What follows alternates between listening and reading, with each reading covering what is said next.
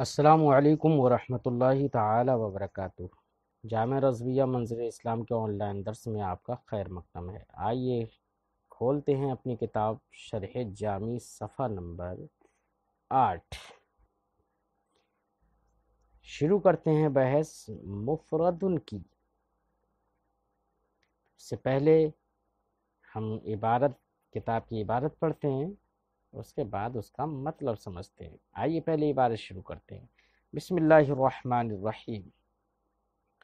مفرد مفردا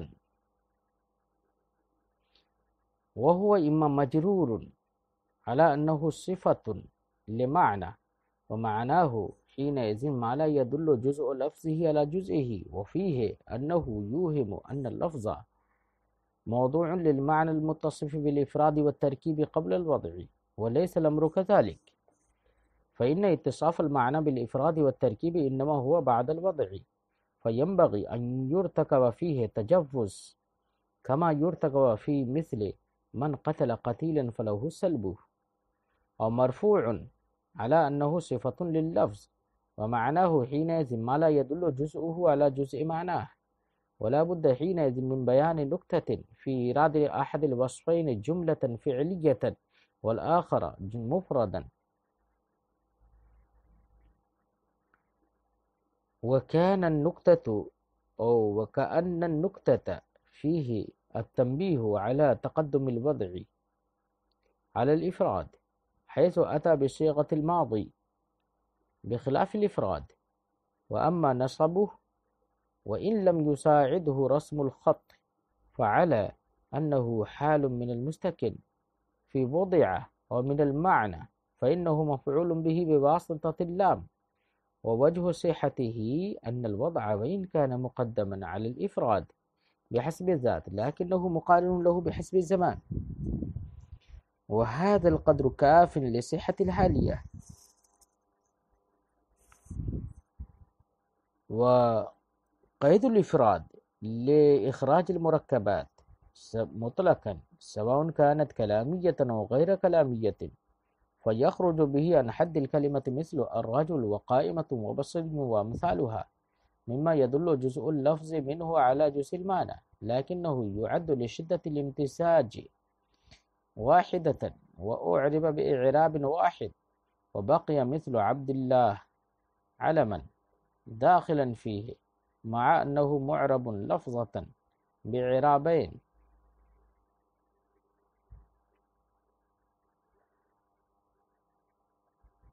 ولا يخفى على الفطن العارف بالغرض من علم النحو أنه لو كان الأمر بالعكس لكان أنسب۔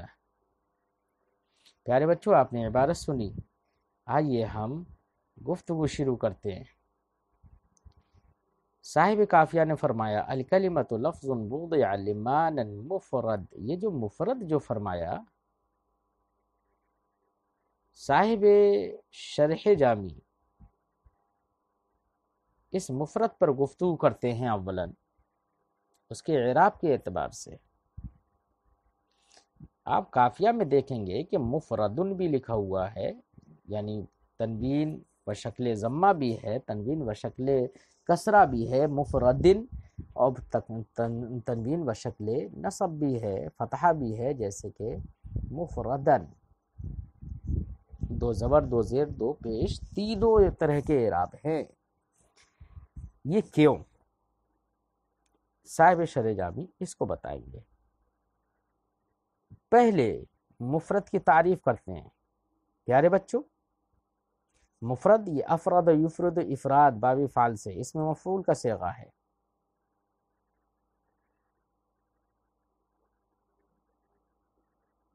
مفرد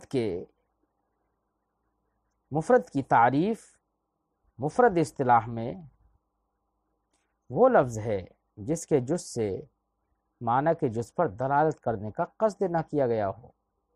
بولیے، مفرد وہ لفظ ہے جس کے جز سے معنی کے جز پر دلالت کرنے کا قصد نہ کیا گیا ہو۔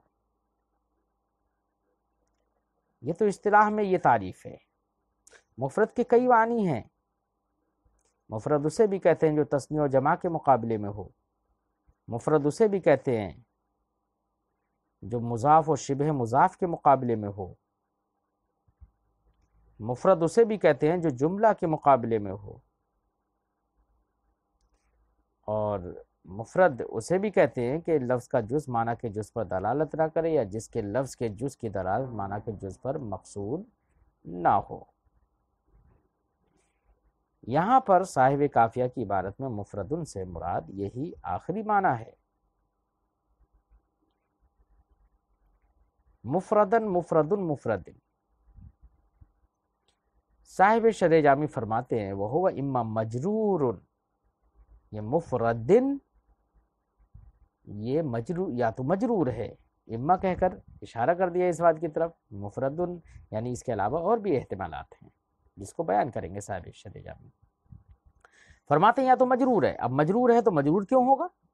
تو فرماتے ہیں علی انہ صفۃ لمعنی، اس بنا پر کہ یہ مفردن کو معنی کی صفت بنائیں گے، معنی ہوگا کلمہ وہ لفظ ہے جو وضع کیا گیا ہو، کلمۃ لفظ وضع لمعنی، جو وضع کیا گیا ہو معنی مفرد کے لیے، یہ معنی ہو جائے گا۔ معنی مفرد کا مطلب یعنی معنی مفرد کا مطلب ہے ما لا یدل جزء لفظہ علی جزئہ، کہ اس کے لفظ کا جز معنی کے جز پر دلالت نہ کرے، یا یہ کہو معنی مفرد وہ ہوگا جس کے جز پر اس کے لفظ کا جز دلالت نہ کرے، تو یہ معنی مفرد ہو جائے گا۔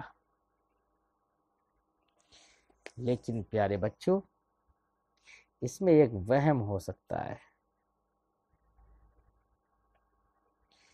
کیا وہم یہ ہو سکتا ہے کہ ایسی صورت میں جب معنی کی صفت بنا دیں گے تو معنی ہوگا کلمہ ایسا لفظ ہے جو وضع کیا گیا ہو معنی مفرد کے لیے، تو وضع کیا گیا ہو معنی مفرد کے لیے، تو ایسی صورت میں یہ وہم ہوگا کہ لفظ معنی جو افراد و ترکیب سے متصف ہے، جو معنی وضع سے پہلے لفظ اس معنی کے لیے موضوع ہے۔ یہ تو ترجمہ ہوا نا کہ لفظ کلمہ ایسا لفظ ہے جو وضع کیا گیا ہو معنی مفرد کے لیے، یعنی معنی مفرد پہلے ہی سے ہو، وہ پھر اس کے لیے لفظ وضع کر دیا گیا ہو، تو لازم کیا آئے گا پیارے بچوں کہ لفظ وضع سے پہلے ہی مفرد اور مرکب ہو جائے، افراد و ترکیب سے متصف ہو جائے، حالانکہ معاملہ ایسا نہیں ہے۔ بات سمجھ میں آ گئی بچوں؟ یہ جو توہم ہوا کہ وضع سے پہلے ہی لفظ مفرد اور مرکب ہونے سے متصف ہو جائے، یہ توہم ایک قاعدے کی بنا پر پیدا ہوتا ہے۔ وہ قاعدہ یہ ہے کہ جب فعل یا شبہ فعل کی نسبت کسی شے کی طرف وقوع کے اعتبار سے ہو، یعنی فعل یا شبہ فعل کسی شے پر واقع ہو اور وہ شے مقید بالقید ہو، یعنی وہ شے کسی قید سے مقید ہو، تو یہ شے فعل یا شبہ فعل کی طرف فعل یا شبہ فعل کی نسبت سے پہلے اس قید کے ساتھ مقید ہوگی، اس قید سے متصف ہوگی پہلے۔ مثال کے طور پر ہم کہیں ضربت زیدن قائما، میں ضرب کی نسبت جو زید کی طرف بالوقوع ہے اور زید قیام کی قید کے ساتھ مقید ہے، تو لازم یہ ہے کہ زید نسبت ضرب سے پہلے قید قیام کے ساتھ مقید ہو۔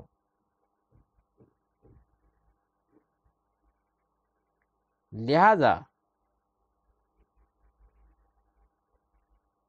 مصنف کی عبارت اگر ہم مفردن کو صفت بنا دیں معنی کی، تو اس صورت میں وضع کی نسبت معنی کی طرف بالوقوع ہے اور معنی افراد کی قید کے ساتھ مقید ہے، تو لازماً جیسے ضربت زیدن قائمن میں ہم نے بتایا، ویسے ہی یقینی طور پر معنی قید افراد کے ساتھ وضع سے پہلے مقید ہوگا، حالانکہ افراد اور ترکیب وضع کے بعد ہے نہ کہ وضع سے پہلے۔ سمجھ میں آگئی بچوں؟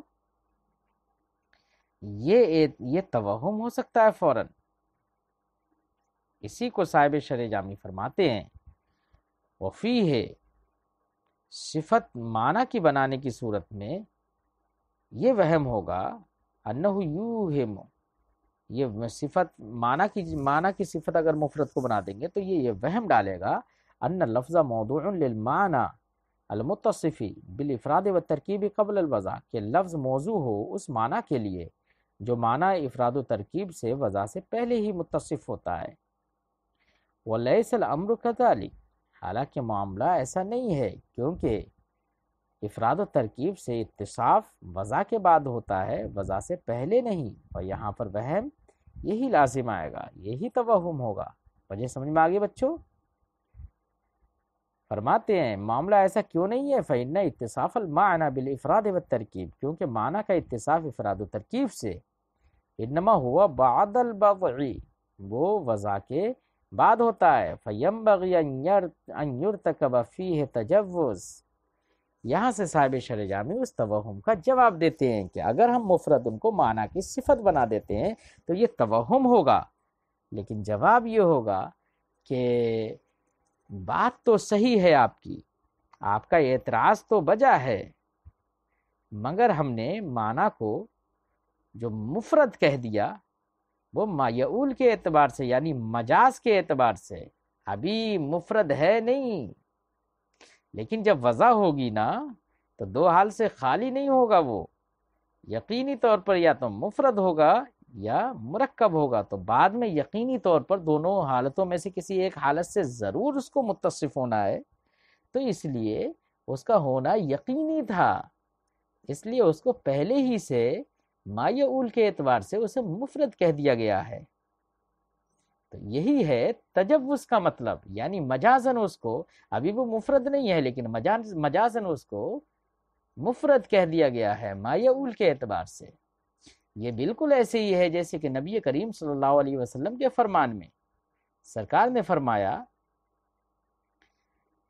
من قتل قتیلا فلہ سلب، جس شخص نے کسی کو قتل کیا تو اس کا مقتول کا جو مال ہے، پیسہ ہے یا اس کی جائیداد ہے، جو کچھ بھی ہے وہ سب اس کے لیے ہے، فلہ سلب۔ اب اس مثال میں ہمیں بحث اس سے کرنا ہے کہ سرکار نے فرمایا من قتل قتیلا، تو یہاں پر قتیلا ہے، قتیل بھی معنی مقتول ہے، اب معنی ہوگا من قتل مقتولا، کسی نے مقتول کو قتل کیا، کیا بچوں بتاؤ مقتول کو قتل کیا جاتا ہے؟ نہیں، اس کا مطلب یہ ہے لیکن قتل کرنے کے بعد وہ ہوگا تو یقینی طور پر مقتول، تو اس کا مقتول ہونا یقینی تھا، اس لیے ما یعول کے اعتبار سے اس کو پہلے ہی قتیل کہہ دیا گیا۔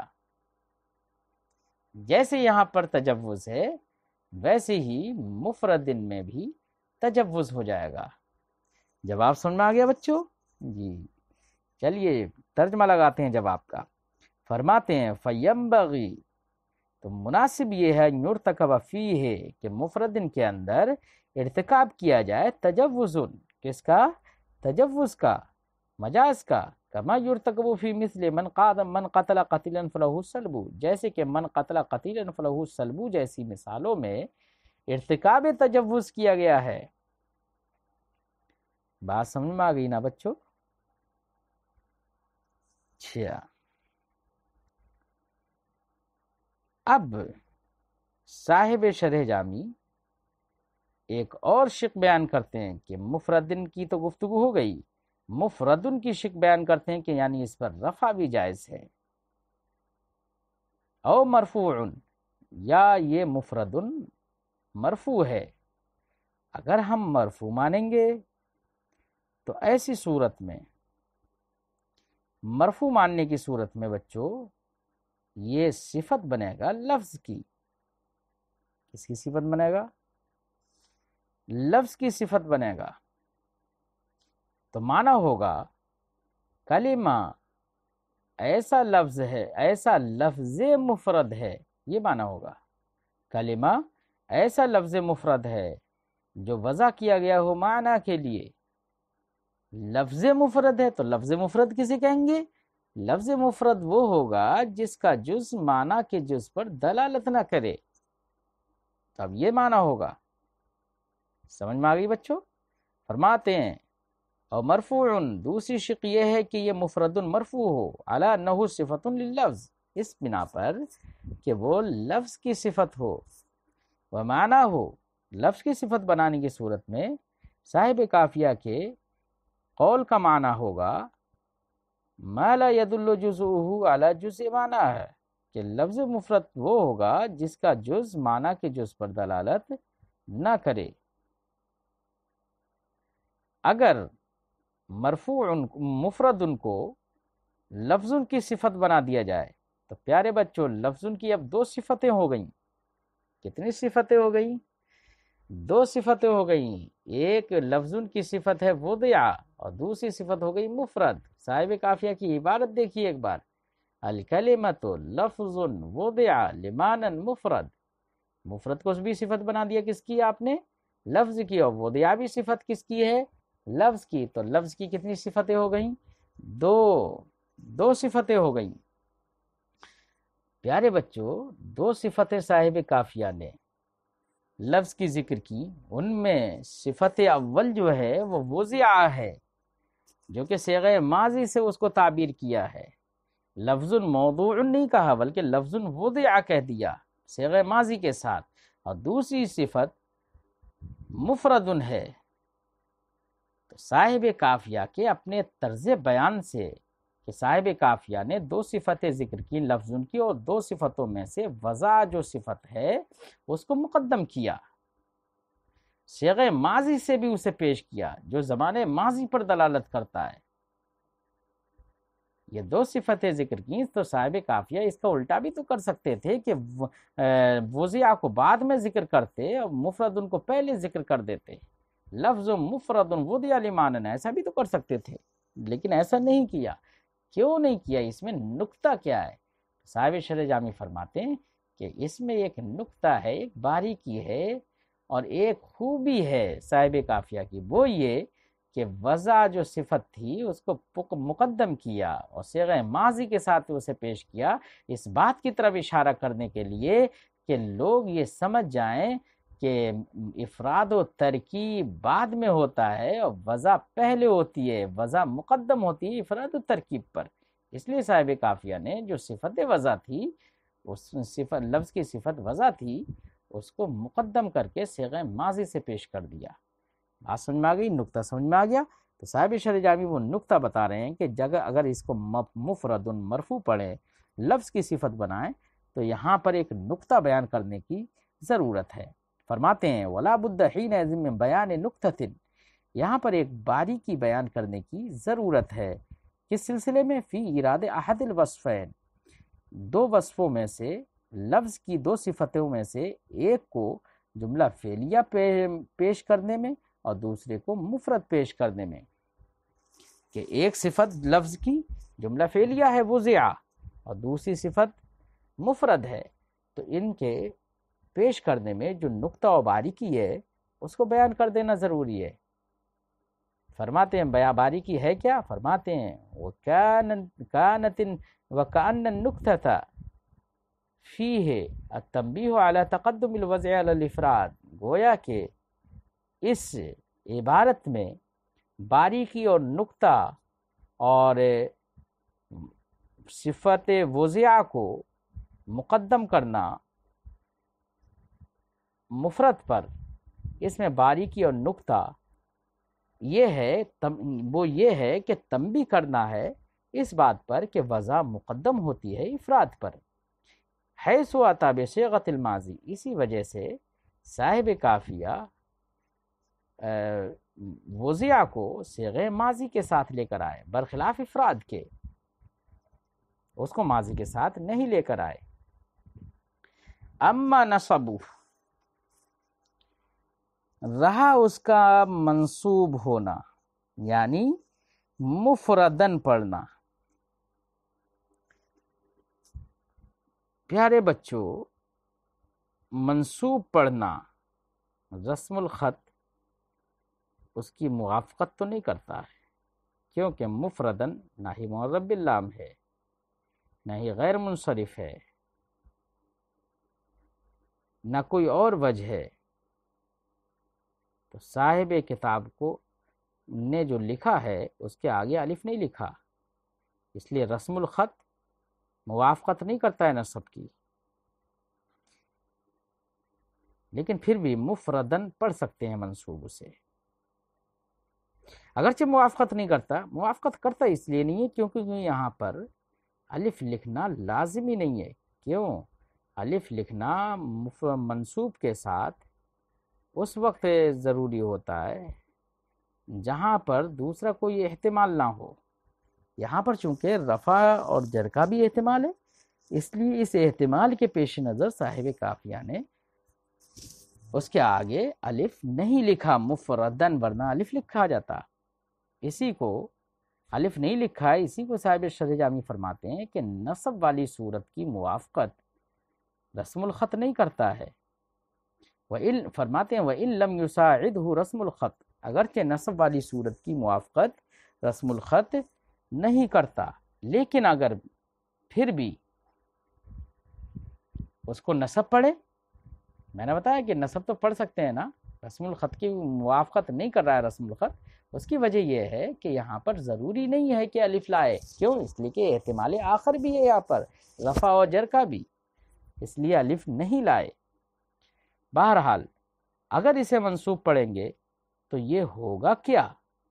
تو صاحب منصوب پڑھیں گے تو یہاں پر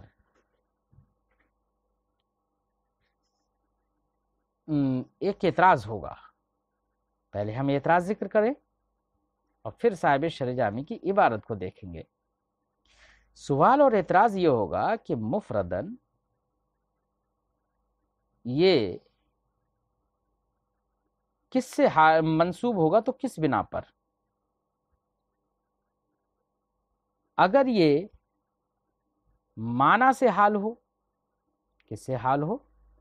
معنن سے حال ہو، تو کوئی اعتراض کرنے والا کہہ سکتا ہے کہ یہ معنن سے حال نہیں بن سکتا، کیونکہ حال وہ ہے جو فاعل یا مفعول کی حالت بیان کرے، اور لمعنن نہ فاعل ہے نہ مفعول، اس لیے مفرد کا اس کے لیے حال بننا صحیح نہیں۔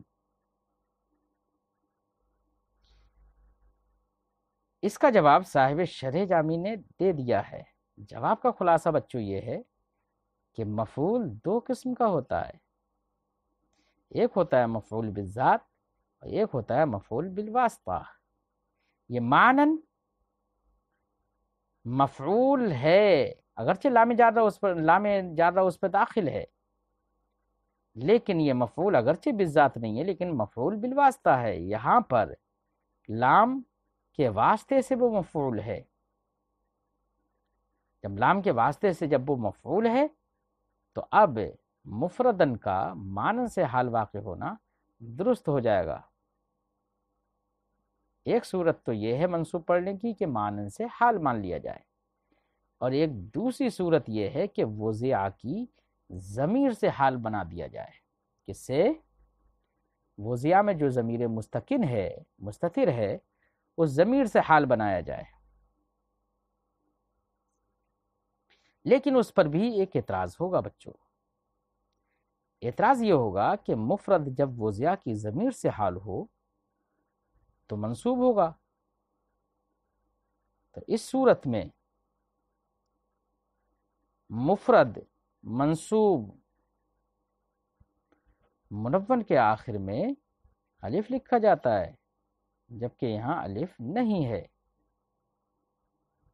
جواب ہم اس سے پہلے ذکر کر چکے ہیں کہ الف لکھنا یہاں کوئی ضروری نہیں ہوتا ہے، بلکہ یہاں پر احتمال آخر ہے اس لیے یہاں پر الف لکھنا ضروری نہیں ہے۔ اصل میں بچوں ہم آپ کو یہ بتائیں کہ منصوب کے آخر میں الف لکھنے کے لیے 6 شرائط ہیں۔ نمبر 1، نصب یقینی ہو، احتمالی نہ ہو، اور یہی والی شق یہاں پر نہیں ہے، یہی والی شرط مفقود ہے۔ پھر بھی ہم دوسری شرطیں آپ کو بتائیں۔ نمبر 2، کلمہ منصوبہ مضاف نہ ہو۔ نمبر 3، کلمہ منصوبہ معرف باللام نہ ہو۔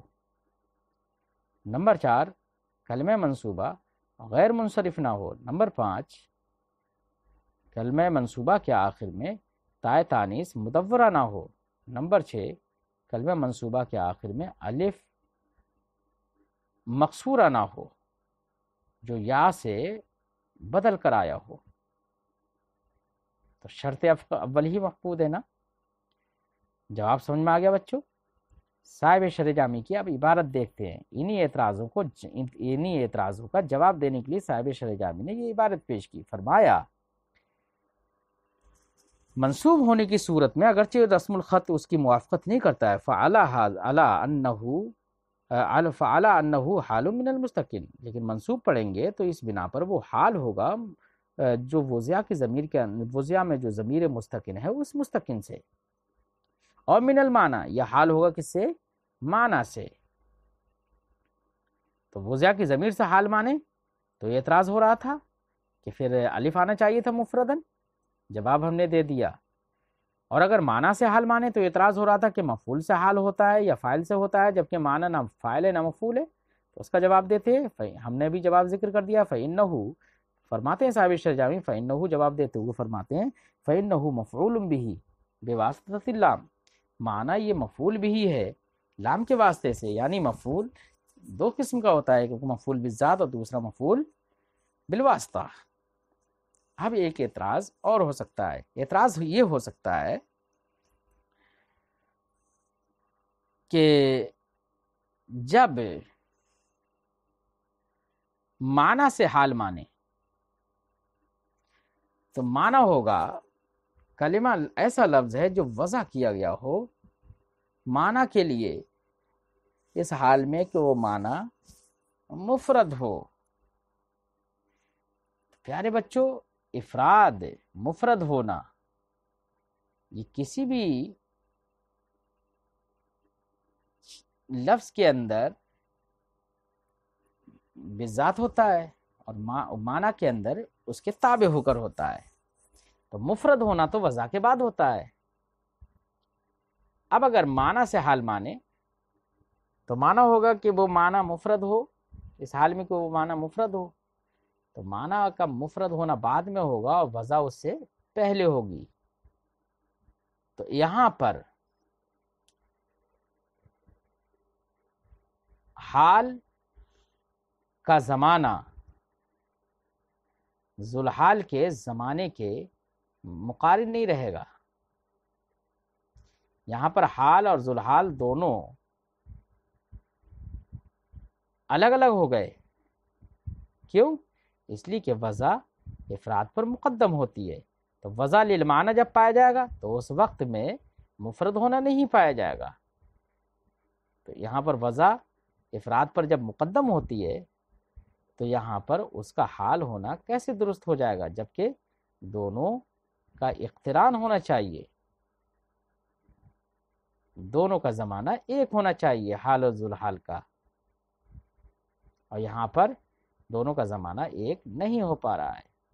تو صاحب شرح جامی اس کی جواب کی صورت بتاتے ہیں۔ فرماتے ہیں وہ وجہ صحت ہی، جواب کا خلاصہ یہ ہے کہ دیکھیے ذوالحال اپنے حال پر بالذات تو مقدم ہوتا ہے، وضع افراد پر بحسب ذات تو اگرچہ مقدم ہے، لیکن بحسب زمان وضع افراد کے ساتھ ہی پائی جاتی ہے۔ تو یہاں پر اقتران بالزمان ہے اگرچہ اقتران بالذات نہیں ہے،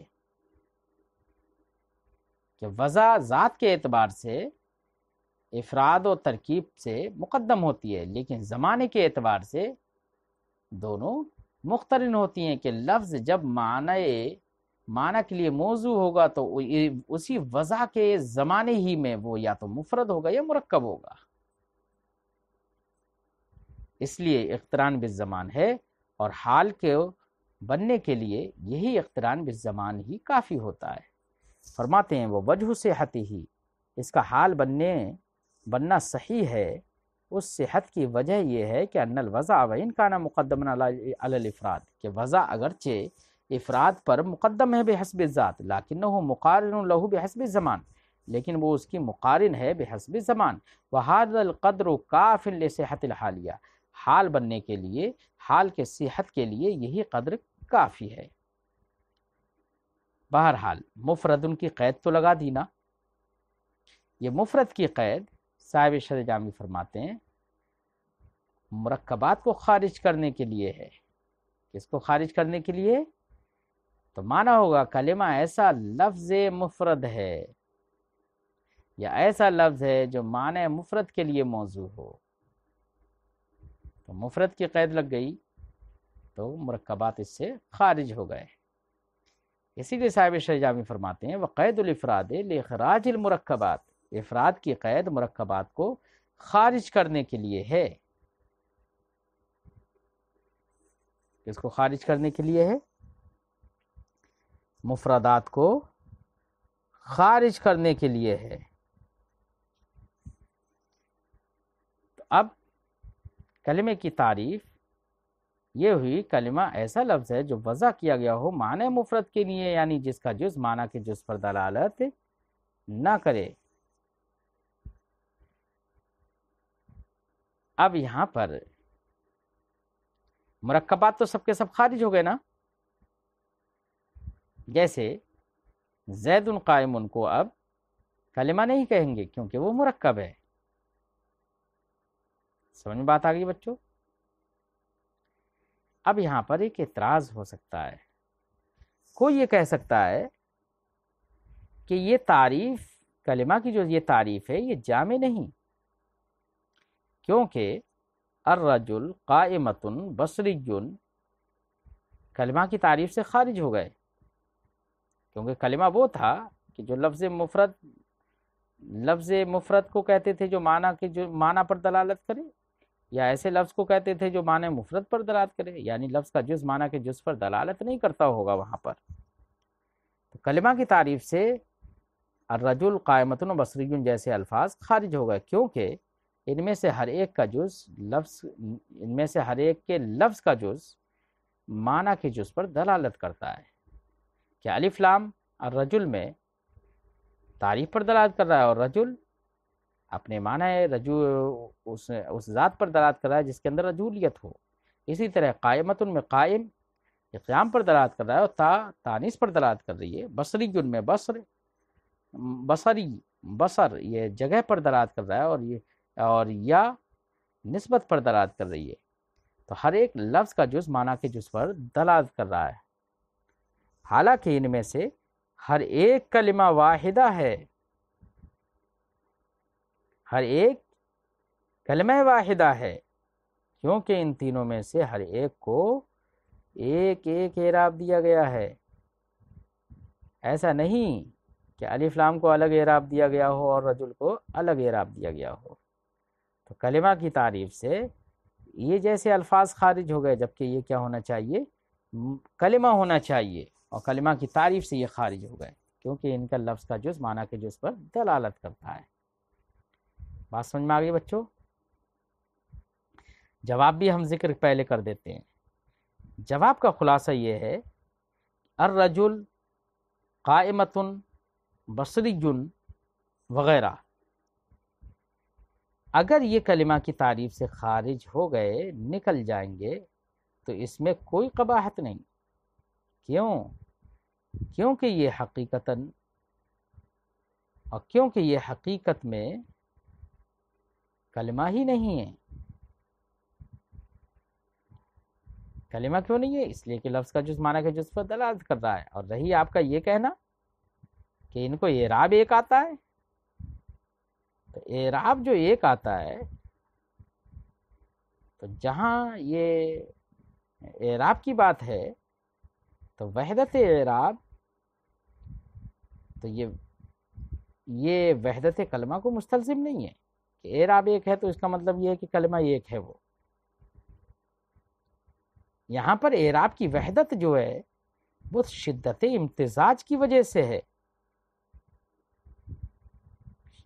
دونوں میں شدت امتزاج ہے، بہت زیادہ ایک دوسرے کے ساتھ میل جول ہے کہ اس میل جول کی وجہ سے، شدت امتزاج کی وجہ سے دونوں کو ایک اعراب دیا گیا ہے. تو وحدت اعراب یہ وحدت کلمہ کو مستلزم نہیں ہے، اس لیے ان کا کلمہ کی تعریف سے خارج ہونا کوئی نقصان دہ نہیں ہے. بات سمجھ میں آ گئی بچوں؟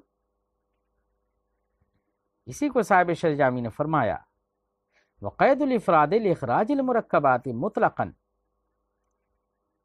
افراد کی قید یہ مرکبات کو خارج کرنے کے لیے، مرکبات کو مطلقاً مرکبات کو خارج کرنی ہے، چاہے وہ مرکبات کلامیہ ہوں جیسے زید قائم یعنی جو کلام ہو. اگر کوئی کلام ہے تو اس کو مرکب کلامی کہیں گے. اور کبھی ایسا بھی ہو سکتا ہے کہ کلام نہ ہو، مثلا مرکب تو ہو لیکن مرکب ناقص ہو، اسے کلام تو نہیں کہیں گے.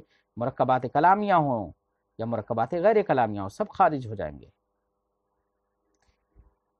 فَيَخْرُجُ بِهِ، لہذا قید افراد کے ذریعے سے کلمہ کی تعریف سے الرجل قائمۃ بصری جیسی مثالیں کہ جن میں سے لفظ کا جز معنی کے جز پر دلالت کرتا ہے، یہ سب کے سب خارج ہو گئی.